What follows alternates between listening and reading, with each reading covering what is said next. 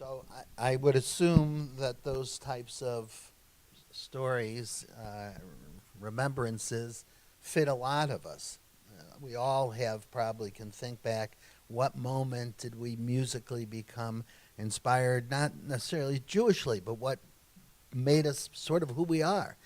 What's that playlist, as we talk about the playlist, what's the playlist of that moment in your life where music transformed you maybe a little? So now the question is, Rabbi, how does that relate to where this congregation is now? And where do we want to be musically in your mind? Where should we be going next? And and of course, we're looking then for Cantor to help inform on that word. I want to zoom out a little. I'm going to take some liberty here, too. That's what dialogue is. I want to zoom out a bit because we're living in really difficult times. It's hard to be Jewish. It's hard to raise Jewish kids. There are all kinds of challenges that perhaps aren't new to the Jewish people, but maybe weren't anticipated by us to be happening as they are in this moment. And so I think it's against that backdrop that what we're doing here, that those early paragraphs that Adam read from that statement, to me are really core. Because I think what we're doing is essential, and I think what we're doing impacts people's lives, and I think it impacts people's Jewish identities, like every aspect of their Jewish identity. And I think the other thing that was sort of threaded throughout this meeting was this theme of sustained growth. And so for me, it's about thinking about how is it that we can be strategic about how to best serve the needs, not only of the congregation as a whole, but of all of the congregants, the ones who are here and who are dedicated and who are remaining. I think sometimes we talk about this growth, and maybe there's a misnomer that we're more interested in adding new folks. And that's not it at all. I think we're interested in enriching the lives of the folks that are here, and when we do that, that attracts new folks to become part of who we are. But we're reaching this tipping point where it's really challenging to be able to serve the needs of this dynamic congregation with one full-time clergy person. And so it's become clear to me in this partnership with Cantor Cone, and you've given me so much more than what I think what you signed up for, and you're so available to me behind the scenes. But really, this true partnership, this true clergy partnership, and sort of imagining how that might extend in the future with somebody who is here full time, and then to sort of add the musical layer to it.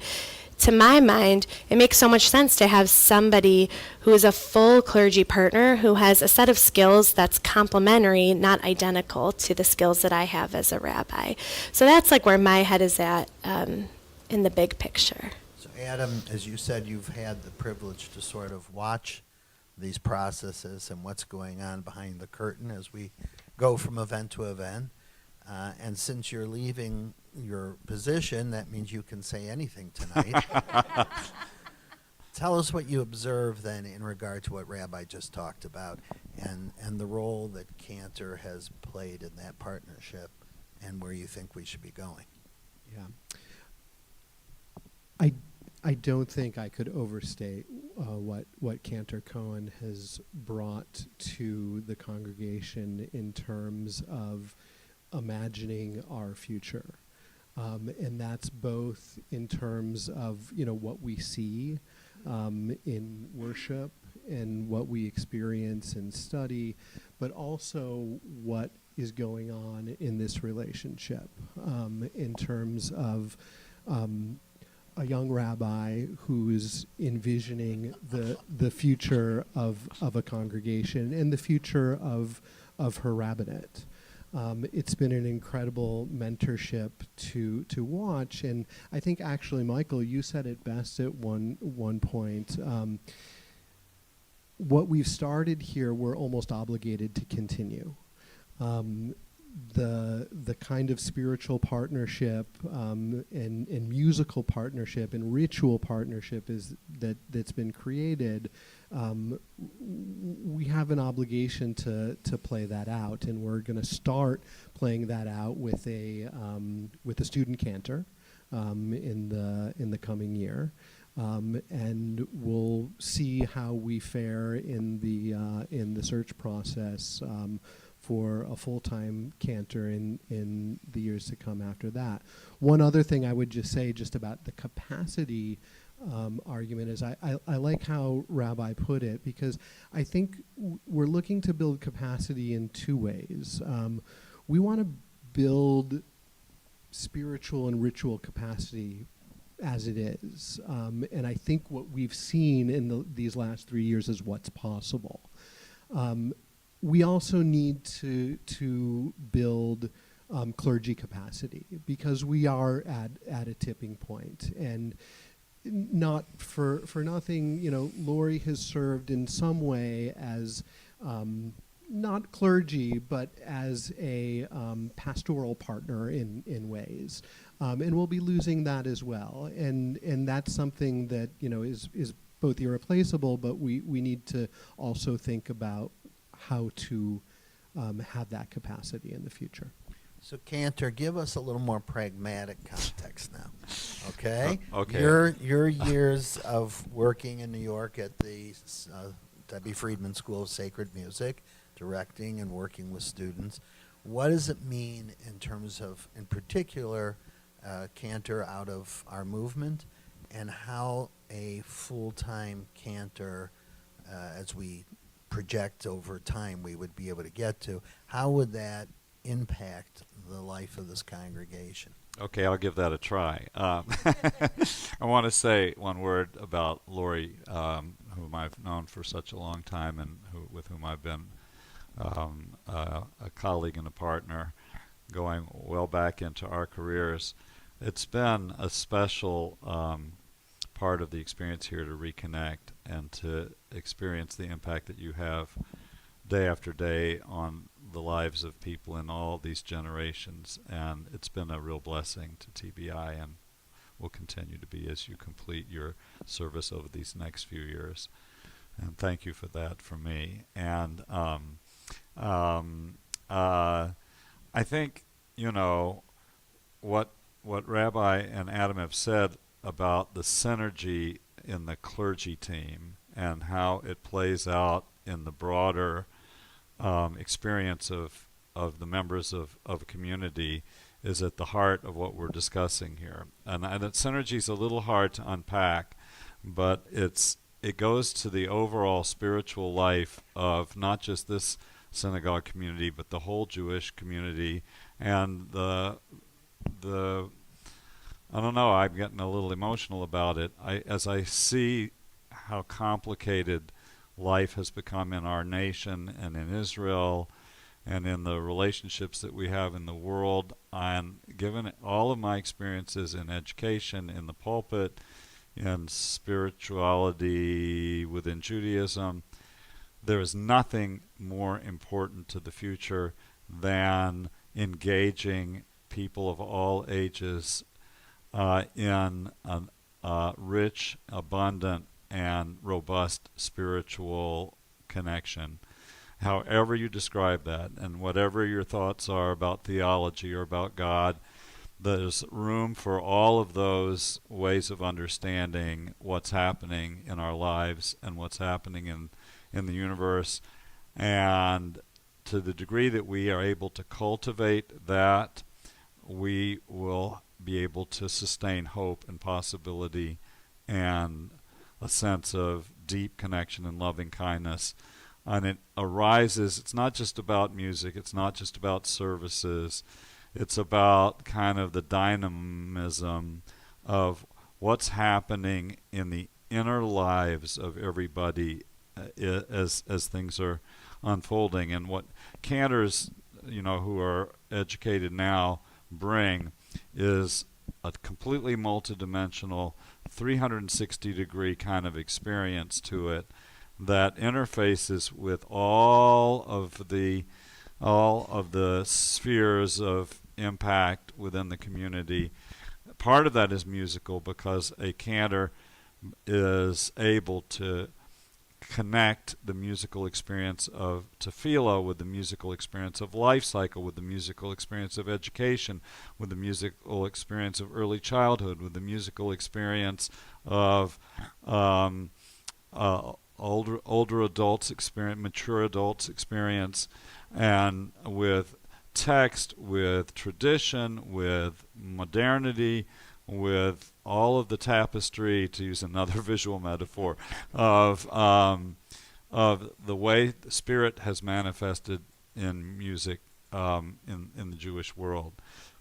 So kind of at the center of many connecting points in the community, and in a full-time context to a much greater extent than we've been able to do in the frame. I mean, I'm proud of everything we've done, and it's just the beginning of what's possible if somebody is day after day on a full-time basis in a partnership, in a cantorial rabbinical partnership such as the one here, and especially with this rabbi. I'm going to get it, who has that relational quality and that ability to bring intelligence to bear on how relationships are cultivated and grow. At the Hebrew Union College, Jewish Institute of Religion, the cantorial students, have so congruent an experience with rabbinical studies, it's hard to explain. But, the year in Israel is conducted together. The cantors and the rabbis spend that year, which is really completely formative. It's not replicated in any other seminary, in any other place in the Jewish world than at HUC. It's the only place where this happens, period, anywhere. And I'm not just bragging, it's just a fact. So the immersion of the cantor, and it's not just about being in Israel. It's partially about being in Israel, but it's more about the community of Jewish leadership as it begins on that campus and is forged in the experiences of those rabbinical and cantorial students together. And everything is, the foundation of everything is there. And, we're expecting 17 rabbinical students and 9 cantorial students in Jerusalem in about a month, and they're going to have an unbelievable experience, as have the ones who are just come home, which includes Jolie Bothast, who's our student cantor upcoming, who's just had an unbelievable, she will talk about it, believe me, she will talk about it. And she will talk about it when she comes, and it's contagious, and you'll say, wow, that happened? And then, in the remainder of the cantorial program, the cantors study Jewish thought, the cantors study liturgy, the cantors study Hebrew, obviously, the cantors study pastoral, service and family systems, and the only difference in concentration really is that the rabbinical program leans a little bit more towards rabbinical text and rabbinical law and rabbinical decision matrix, if you want to call it that. And the cantorial program leans more towards liturgy, what's in the prayer book, what's in the High Holy Day liturgy, how that's expressed culturally, and otherwise the synergies are built in. And so when a cantor comes to be a full-time partner here with Rabbi Marks, they will bring that complete integration, of what's possible. And it's impossible to describe in advance all the things that will grow out of that. So I'm a little conscious of time. Yeah. So to kind of bring some conclusion to it, this part of the discussion, I'm just going to add a couple of thoughts that, from my vantage point, when we first started talking about all this, motivated me. One, Adam said, and now has repeated what I said, that what I meant by that statement, that we have to continue what we started, there is absolutely no way this congregation can suddenly say, oh, that was a cool experiment. Throw them a dinner and let's go back to hobbling along or doing the things we did in the past that were very satisfying and rewarding, but not what we've had now. And in that regard, to sharpen the point on this, this is not just an effort to share the load, so to speak, or to just have a cantorial person as an aspect of it. What we have to realize is that Rabbi is an extremely talented person. We know that. Multifaceted. I don't think we've all seen the degree to which she's multifaceted yet, because she's carrying our load in many ways totally. Now think for a moment when she has a full-time partner in terms of congregational life, how that frees up a little bit of time not to do nothing but to be more creative, to be more dynamic, to be more engaged in other parts of the congregation. And then, as we've already seen from her work with Cantor, the collaborative nature of it is something we cannot step away from. And by the way, my last statement on this, we are not going to continue or to bring a cantor like we've never had a cantor before. 1950s, we had Cantor Zummer. So don't forget that this is just a continuation of something that became, for whatever reason, discontinued. So we're going to finish up. We were going to open up for questions. We're going to open it up for your questions by telephone to anyone you want tomorrow. Adam, wrap it up. So I want to predict a question. Then maybe we'll take a couple. No. Questions will be phoned No. in later. Okay.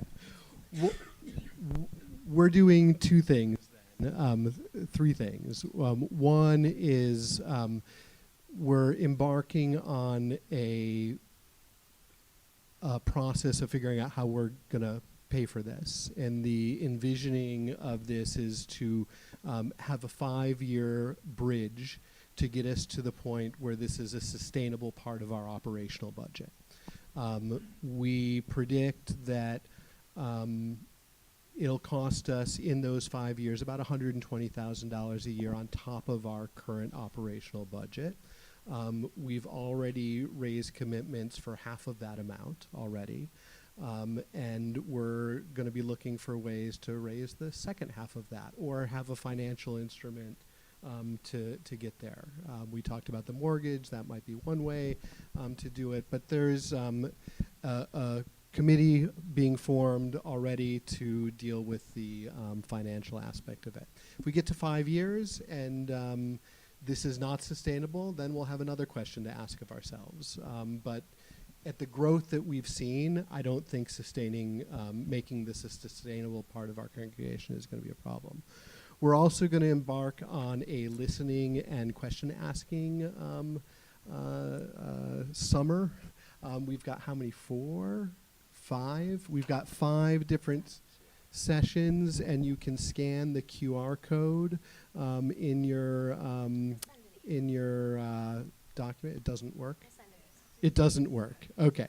We will send an email where you can sign up for one of 5 sessions this summer to ask all the questions that you want and have it. I'm very excited about this opportunity, and I'm excited to help think about it and to lead that thought process going forward. And I appreciate your time and energy tonight to listen to us talk.